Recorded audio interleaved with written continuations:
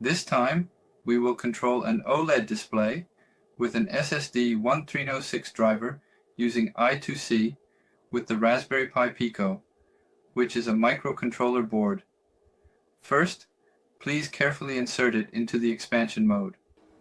Also, when we previously controlled the Raspberry Pi Pico with CircuitPython, I mentioned that here you can clearly see the 3.3V power supply, which is essential for its operation.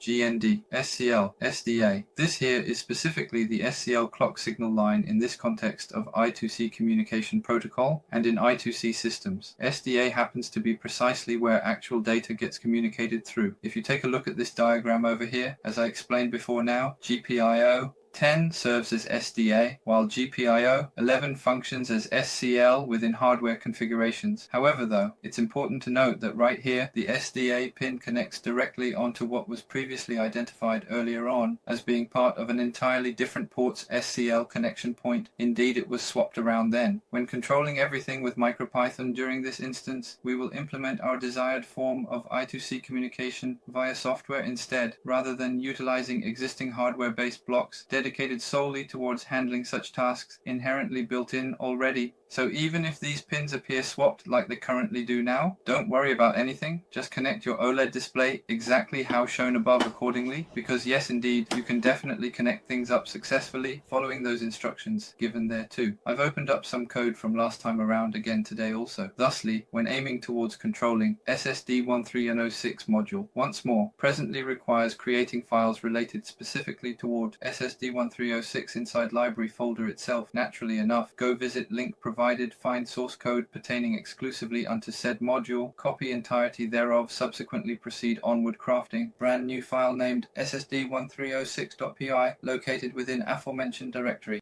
Please insert it into the designated slot, and then I will proceed to clear the main file and attempt to write it anew.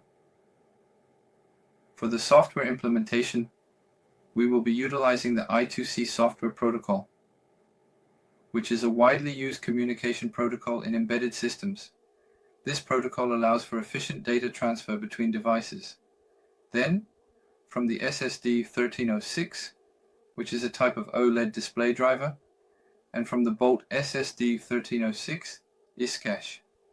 Next, ISCASH is soft, ISCASH, SCL is pin 10, and SDA is pin 11. If you look here, originally pin 10 is designated as the hardware SDA, and pin 11 is designated as the hardware SCL. However, in this particular setup, pin 10 will function as SCL, and pin 11 will function as SDA in the software configuration. This means that although the hardware pin configuration is swapped, we are effectively addressing this issue through software adjustments. The SSD 1306 SSD 1306 118.164 is a crucial component in this setup, providing the necessary interface for display operations. Insert the I2C interface and set ADR 0367.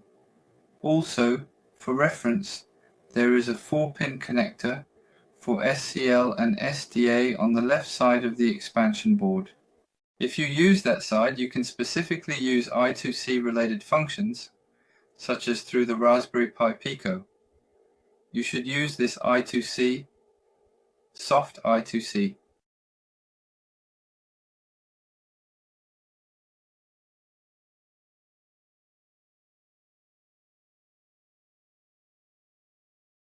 First, ensure that the display is completely cleared of any previous content. After that, proceed to utilize the Ray Pixel 51 function, followed by the Ray 9 command to achieve the desired effect.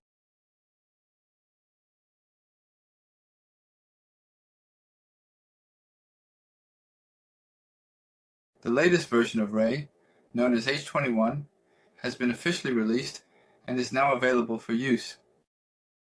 Originally, when using CircuitPython, there were commands for display and circle, but the current SSD 1306 control in MicroPython does not have the circle command. I have only implemented the rect command so far.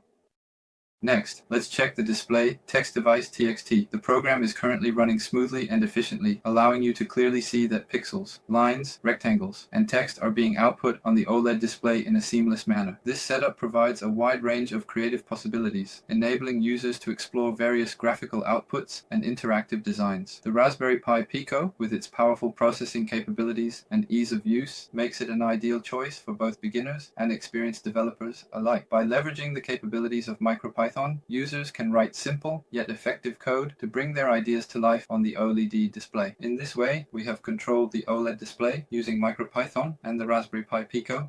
I will see you next time with different content.